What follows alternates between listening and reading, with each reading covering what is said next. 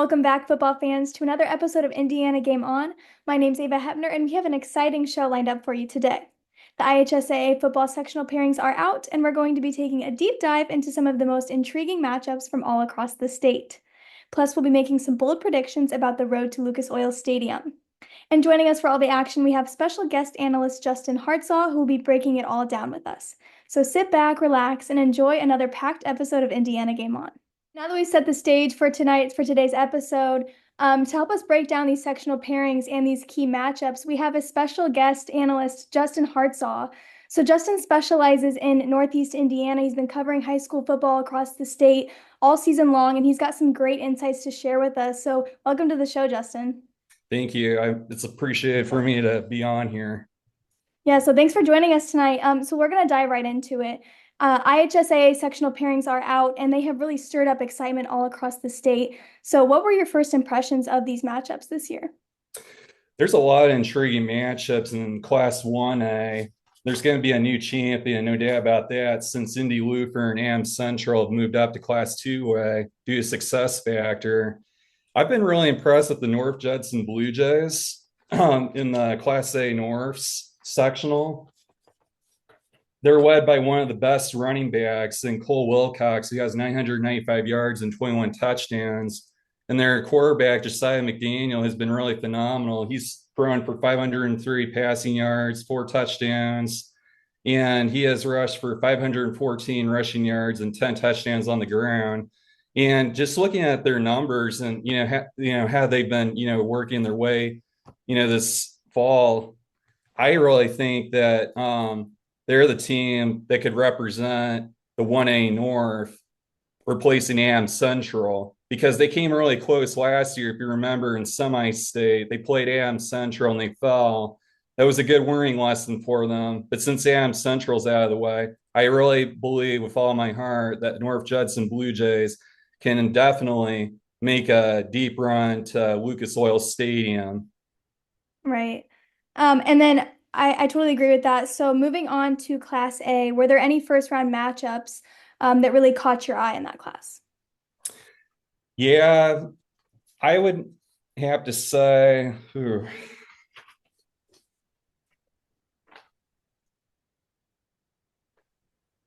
me look up here. There was quite a few. Yeah.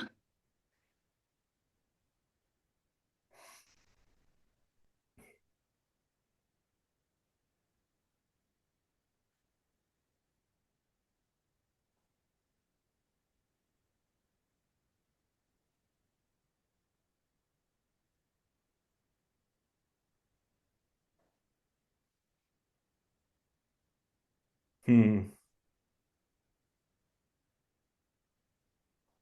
Trying to find.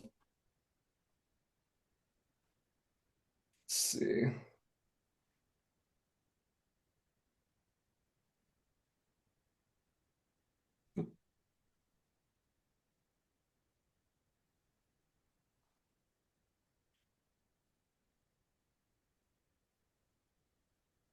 Okay, I got here. Let's see.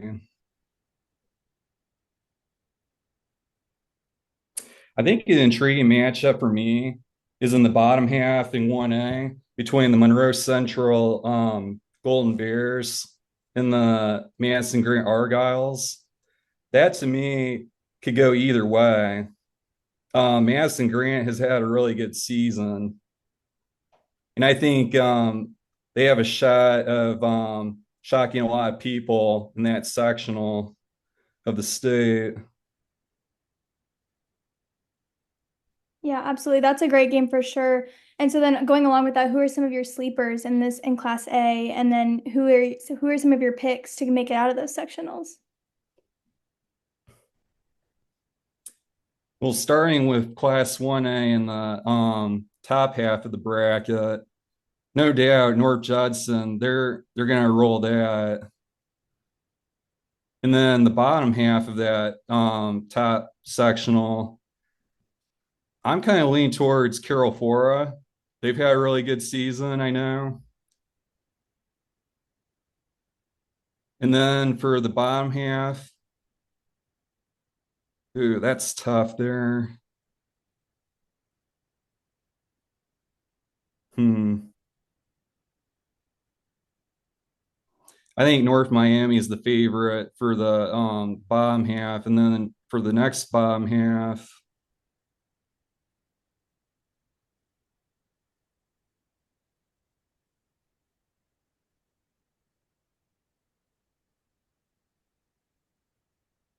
I would have to roll with Madison Grant. I don't see any other team that could beat them. I mean, they've had a really good season. I think this is their year to impress a lot of people. Yeah, those are some great insights. So, and then we can move on to Class 2A. What were some of the most intriguing first round matchups there? Yeah, that's an interesting one since Indy Lutheran and Am Central have now moved up. I could possibly see Weibo and Indy Lutheran facing each other in the let's see here. Yeah, I could definitely see those two matching up in the 2A state finals. They've really impressed me, out of all these teams. I don't see anybody else that can go far. I want to say Am Central versus Indy Lutheran part four, but I don't see that happening this year. Yeah, Am Central lost a lot of great pieces to graduation. I think Indy Lutherans still the dominant team that can make it, back to Lucas Oil Stadium and go for another state title. right. And then who are some sleepers maybe in Class 2A that you might think that might come out of the blue? Let's see here.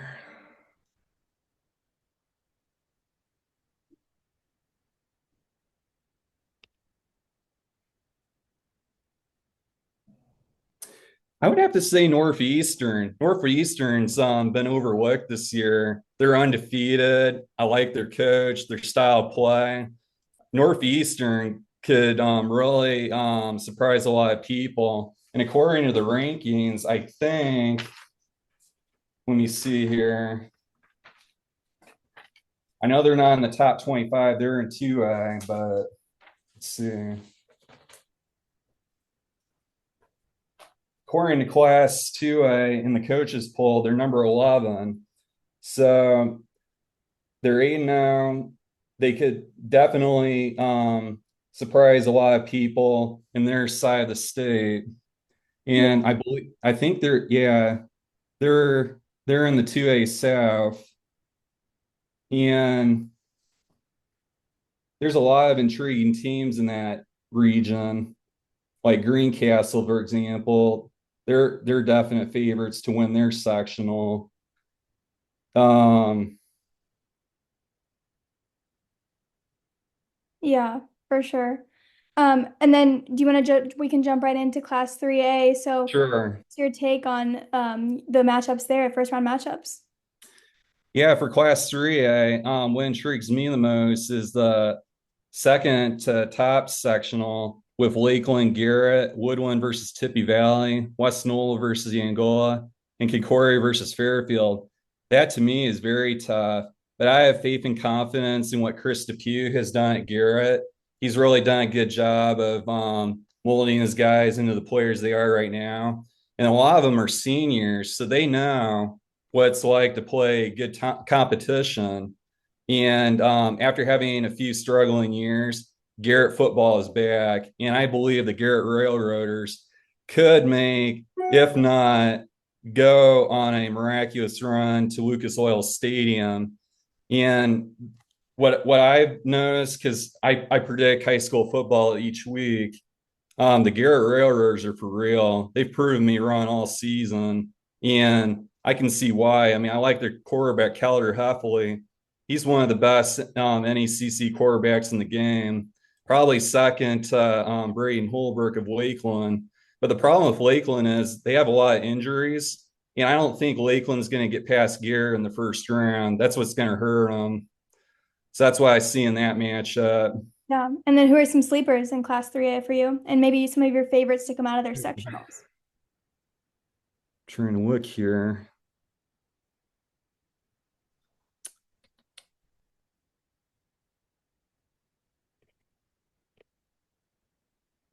I really like the Heritage Patriots in the bottom half of the 3A North. I've seen Heritage play, and they have one of the best O lines in the state. They're really good. Braden Walder, their top wide receiver, he had like one touchdown, like 200 and some yards the game I went to.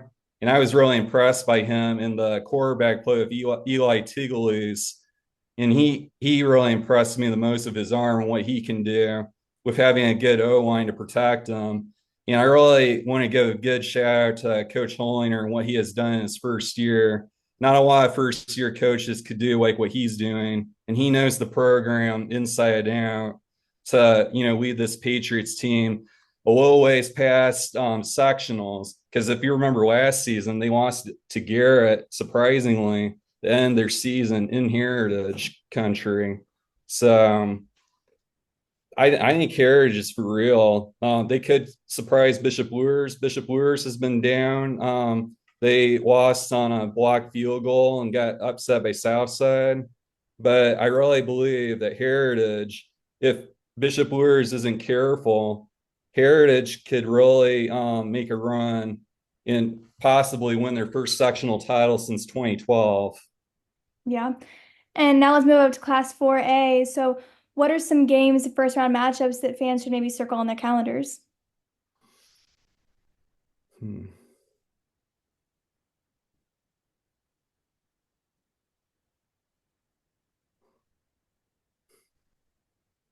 In my area, this seems like a winner, but Columbia City at Bishop Dwayne, that one to me is an overlooked matchup due to Bishop Dwayne, and they've had a little bit of struggle issues, but they play a really tough schedule. They kept it close with Archbishop Moeller in week 2. I believe it was like 10-10 at halftime. And I was at the Bishop Dwayne Snyder game, and they played Snyder tough. We're talking 10-6 at halftime, and then Snyder just, miraculously ran away with the game. I think Bishop Dwayne and, with their defense, those kids hit hard. And I think Bishop Dwayne is one of those teams in my half of the state they could give a lot of teams trouble, especially highly favored East Noble. East Noble's going to have probably, if not a bounce back season in the postseason, because they lost to Leo in semifinals of sectionals. So I think East Noble, with their new head coach, could make a big run to Lucas Oil Stadium if they can dominate the level of competition. But Bishop Dwayne is definitely a team in my area that people should keep an eye on in, in the Class 4A North. And then going on with some of the other Class 4A teams across the other areas of the state, who do you think are some really good first round matchups there?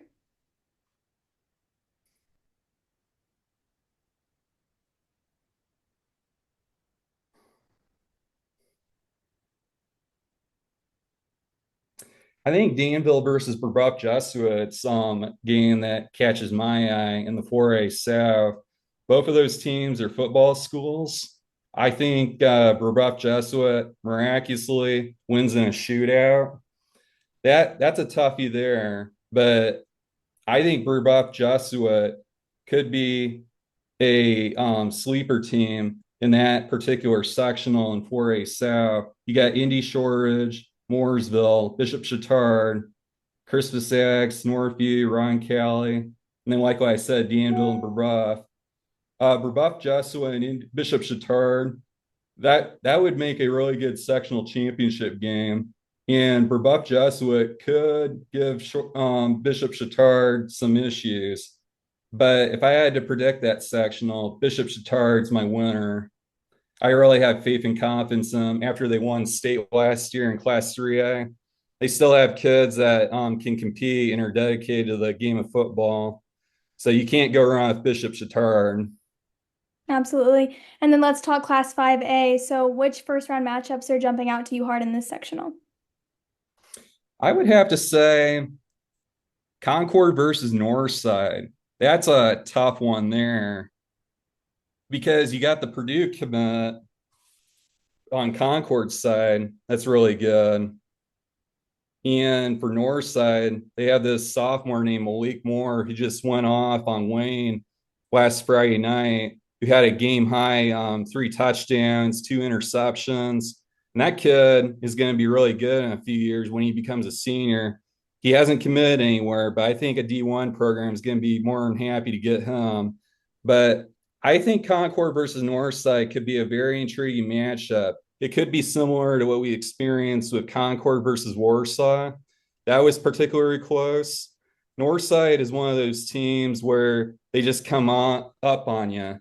They're well coached. Former Dallas Cowboy, Notre Dame product, Jalen Smith's a part of the coaching staff. And I think a lot of those kids on there are very motivated because of him.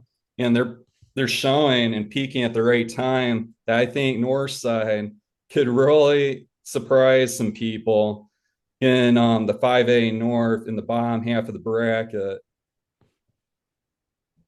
Yeah, and then that sounds like some exciting games in 5A. So who are some sleepers all across the state that you might look for and your favorites to win in their sectionals? For 5A, well, no brainer, East Central, they're always a favorite. There's no doubt in my mind that the Trojans, they know how to win. They've been to state multiple times. I think they're a favorite in the top half of the 5A South. As goes for the 5A South on the bottom,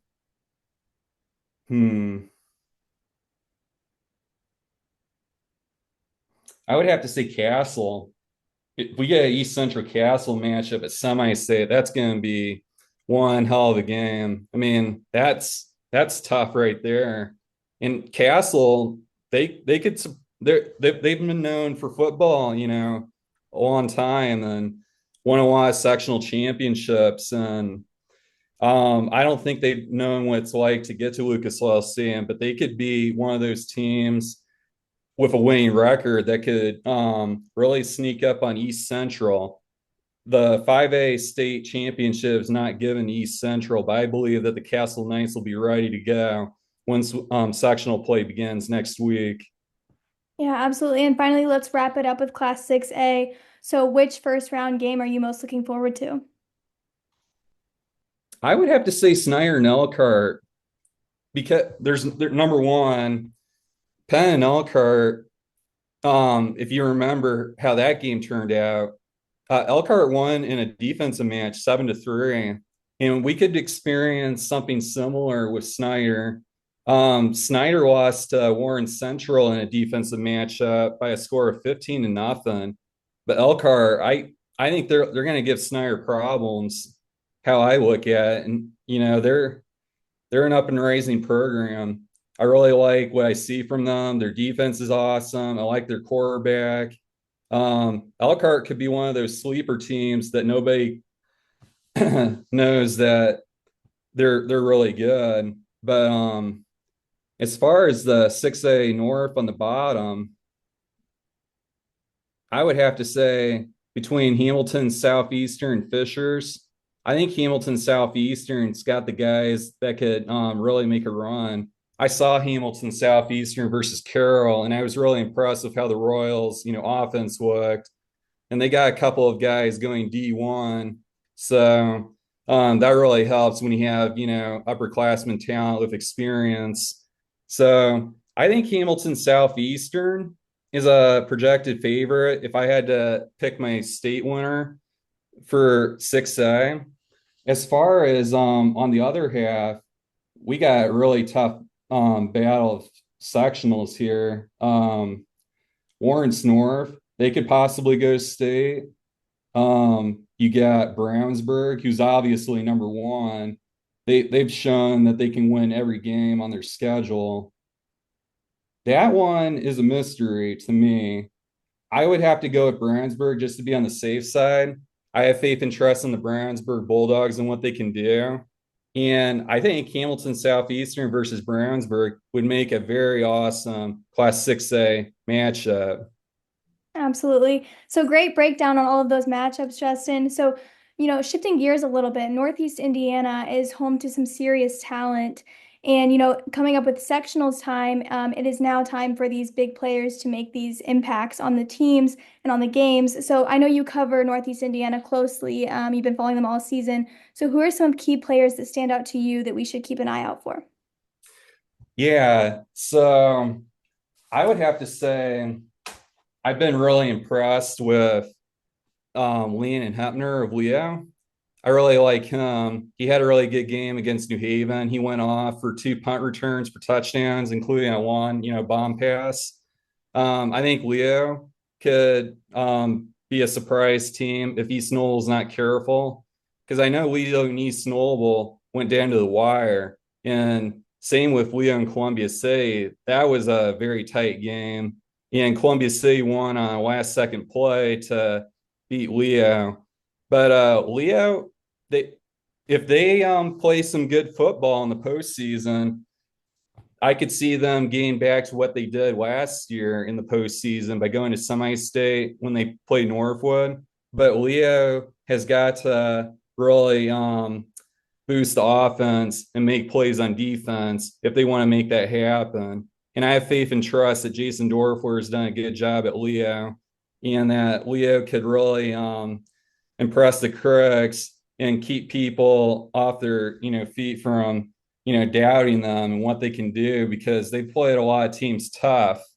And I think that Leo could make, if not go back to semi-state and prove redemption against opponents that people least expect of them. Right. And then maybe a couple other key players from your area, from Northeast Indiana, from other teams that you might look out for. Yeah, I highly admire Braden Waller of Heritage. I really like how that kid runs cross routes. He's a phenomenal playmaker, and I know there's a lot of D3 schools knocking on his door. I really like his athleticism and the way he catches footballs. He's a tremendous wide receiver, and I think he's a player that everybody in this Northeast Indiana should keep a lookout for. He has really impressed me with his statistics. Yeah, absolutely. Well, we've talked about the matchups and the key players, and now it's time to get a little bold. So I have to ask you, Justin, who are you picking to go to the state finals in each class? And then even better, who do you think is going to go home with the championship trophy from each class? So starting Class A, I'm going with the North Judson Blue Jays. Like I said earlier in this video, I think North Judson has the pieces to go to Lucas Oil Stadium, so I'll be sticking with them. And as goes for Class A South, I would have to say South Putnam. I think there's something that says South Putnam could make a miraculous run in that Class A South. There's a lot of teams that could go, like North Decatur, Springs Valley, Pioneer, or actually Pioneers in Class A North. But I think South Putnam, the record is 6-2, but South Putnam, I think, could be one of those sleeper teams that makes it to state in Class A. Yeah. And then what about Class 2A? Class 2A, I would have to say Indy Lufern and Weibo. Those two teams stand out to me the most. I really like Jackson Willis. He's a really good quarterback. Yeah. Um, trying to find here. Western Boone's not bad either. They're 7-1. And I think you can't go wrong with them in Class 2A. I really like what I see from them. For sure. And then moving on to Class 3A, who are you picking for that? Yeah, in Class 3A, I would have to say, let's see here.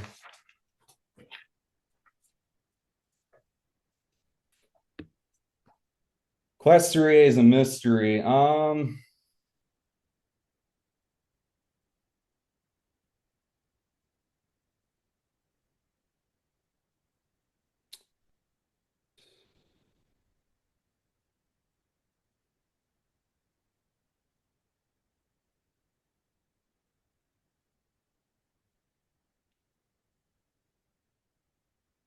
Boy, there's a lot of teams in Class 3A that could go. Hmm.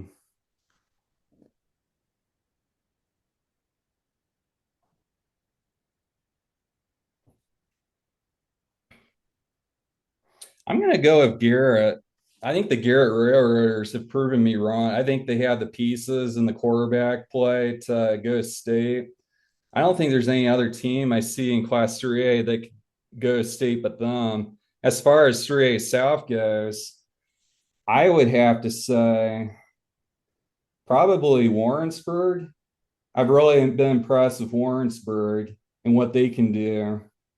They're 7-1, and I really like what I've seen from Warrensburg statistic wise. And they've been to state the few years ago. So I like a Lawrenceburg Garrett in Class 3A. That Yeah, sounds like a really good matchup. no, for sure. And then moving on to Class 4A.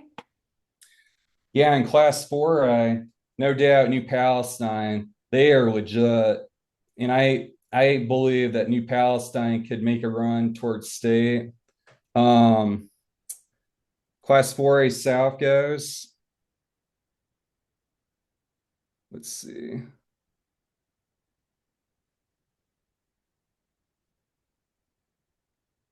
Actually, New Palestine's in Class 4A South, so that solves that. Class 4A North. Hmm. I'm going to ride with Mishawaka. I like their wishbone offense. That's intrigued me. I think Mishawaka could make a run. I think we could get a New Palestine Mishawaka matchup in Class 4A. Yeah, absolutely. And then Class 5A. In Class 5A, I would have to say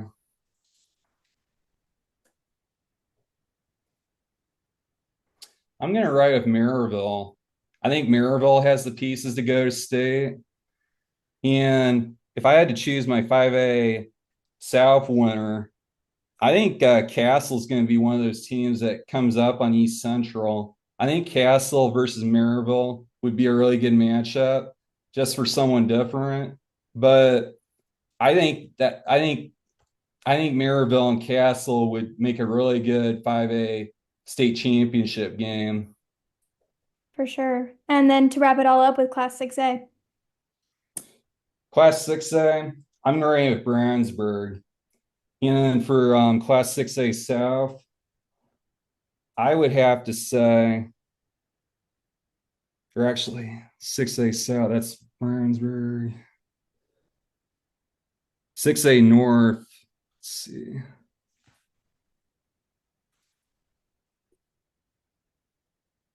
I think Brandsburg and Hamilton Southeastern are two top teams.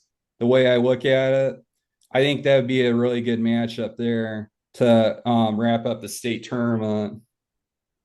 Absolutely. Well, thank you so much for your great insights tonight, Justin. Yeah, We appreciate it. thank you. But now let's turn our attention to one of the standout athletes that's making waves across Indiana high school football season, Cameron Herron, a four-star offensive lineman from Warren Central. Cameron, thanks for joining us today. Yeah, So Warren Central is having a fantastic season, sitting at 7-1, and is ranked in the top 5 for Class 6A. So what is it like to be like? What does it feel like to be part of such a successful team, especially heading into the postseason? yeah, definitely coming into the season, we expected, greatness. We have a loaded class this year. We have around 49 seniors. We were expecting, to be that team. Definitely, it's going pretty well. I feel like it's great living up to what we expected. I would say that we definitely are. We have job's not finished yet. We still have to playoffs are starting up. We're definitely still focused on that, but it feels great to be 7-1. Seasons before we weren't doing so well, so it feels great right now. Yes. Absolutely. And then speaking of playoffs, you guys are considered a front runner for Sectional 7. So what is the mindset like for Warren Central as you approach this postseason? And like, are there any changes from the regular season mindset? No, there really isn't any changes. It's just we have to come in, ready, hungry to win it all. We have to be very hungry. We should not be light on any other team. Even if no, don't undermine any team just because of the record. We have to play our game and play to the best of our ability. So that's really the mindset. Right. And then, as a leader for the offensive line, how do you help the younger players on your team? How do you guide them throughout the season? Yeah, definitely. I help them and just definitely in practice, just speaking to them, letting them know, hey, let's do this, do this. Just overall, just helping them, making sure they're good. We often go out to eat as an offensive line just to build, chemistry. And we overall just like hang out in general. I try to be there for them if they have any questions, stuff like that, and just trying to build the bond stronger in the offensive line group because, obviously, I'm the only returner back, and we need that bond there. Yeah, that's awesome. And so let's talk about your recruitment journey. So you were a long time commitment to Iowa, and you've recently flipped that commitment to Notre Dame. So what all went into that decision for you? Definitely. So I would say definitely, Coach Rudolph, our position coach for Notre Dame. He's a great guy. He in the offseason he found me when he was going to recruit Damian Shanklin, coming to our school to look at Damian Shanklin, and he saw me and he just loved me from the start. He's been recruiting me ever since. Texting me, talking to me every day. I ended up going up on I think 2 or 3 visits right after I talked to him, and they loved me. The whole staff loved me. Coach Rudolph grew fond of me for forever. He's been I would say he's been the most 100% honest person this whole recruiting process. He's let me know everything. Going through it, there was 3. They were taking tackles this year because 2 of their tackles were just drafted to the NFL. They didn't plan on taking any interior offensive linemen, and so when Rudolph seen me, he was like, "Yeah, we got to get him." And he's been pushing to offer me. With them taking 3 offensive linemen, they had no more spots left in the offensive line position, and Rudolph still pushed for me. He's been pushing for me from the start to try to get an offer for me, and he wasn't going to offer me if he knew that I couldn't commit the same day. Like he wanted to offer me, and I could commit if I wanted to. So he's pushed for me through all the meetings and stuff like that, and eventually got me a scholarship offer a couple weeks ago. And once he got that, he was so excited. He was ready to. He called me. He's like, we can make it happen and stuff like that. And I got up on a visit this weekend, and just wanted to get around the players to get a feel for if I liked it or not, if I felt the bond and stuff like that. And obviously, Notre Dame has a great, degree. Very impactful degree. Very, I would say, CEOs work there. CEOs go there to that got their degree and stuff like that. And it's like I might be rooming with a millionaire son or billionaire son. So it's just it's a great connections. I know football wise, they're obviously great at football. They're all strictly football. There's not really like partying or stuff like that. They're 100% just straight football, and they're just everybody's trying to make it to the league. Everybody's so focused and driven to be their greatest self. So I would say Notre Dame overall is just a great school for me. Yeah, for sure. And Notre Dame has a storied tradition with offensive linemen. So what excites you most about joining a program like that? Yeah, their offensive line groom is great guys, great guys. They're gonna mold me into a great player. I would say overall, they're all just driven to push each other to be be their great self, the greatest self. They're all like I would say, Coach Rudolph, his just O line room, their bond is just so tight, and he's built that. They're all driven to be the greatest, and it's nice. Being around them is going to make me better, and that's what I like about the room. Yeah, that's awesome. And so looking back over your high school career, what has been your proudest moment at Warren Central so far? So far I would say my proudest moment, it was either my sophomore year winning senior night for our seniors, or this year beating Ben Davis in double overtime, which was it was a crazy game. So yeah, I would say that. Yeah, that's great. And so last question, Cameron, what are your personal goals as well as your team's goals for the remainder of the season? My personal goal is to get Mr. Football for offensive line. Definitely. I wish to get that. And I would say team goal is obviously to win state, and also another personal goal is to make sure that my underclassmen, really just understand about the bond that we have to bring in, like, going down the line, understand the bond that we have to have as a position group. And I would say, yeah, definitely. That's it. Yeah, well, we'll definitely be watching. So thank you so much for joining us, Cameron, and best of luck to you and the Warriors going into the postseason. Thank you. Thank you. What a discussion. A huge thank you to Justin Hartsough for helping us break down the sectional matchups, key players, and making some bold state predictions. We have some exciting football ahead of us, and it's only going to heat up as sectionals and playoffs roll on. So be sure to stay tuned in as we follow these teams and players that you love on their road to Lucas Oil Stadium. Be sure to subscribe and hit the notification bell so you don't miss any of our updates, interviews, or game highlights. Thank you so much for tuning in and watching, and we'll see you next time on Indiana Game On.